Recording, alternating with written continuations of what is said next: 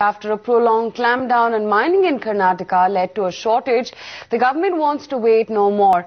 Top sources tell ET now that the government may soon move court to mining in category A and B to fill shortage. Sriram Iyer joins us now with more details on that. Sriram, hi, what's it that you're picking up from your sources?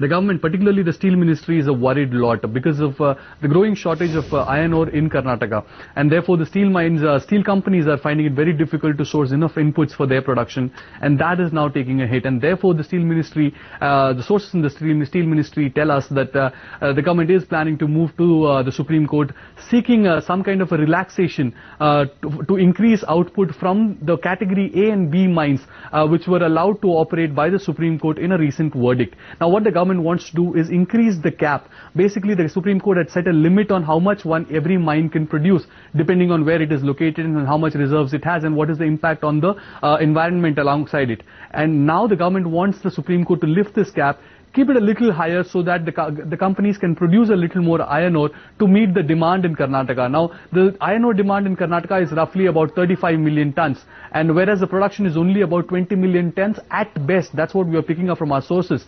About 16-17 million tons is the normal output, and with the dumps that are there, another 3-4 million tons can be managed, but that's as much as it can be salvaged. We need another 15 million tons in Karnataka, and therefore the government wants the Supreme Court to sort of relax the limit that has been set, so that there will be more iron ore for the steel companies. Both companies like NMDC, which are state-owned companies, as well as private players, will benefit from this move. Only we'll have to wait and watch what view the Supreme Court and the Central Empowered Committee, which is the monitoring body for this issue, what kind of a position they take on this matter is something that will decide the fate of this petition.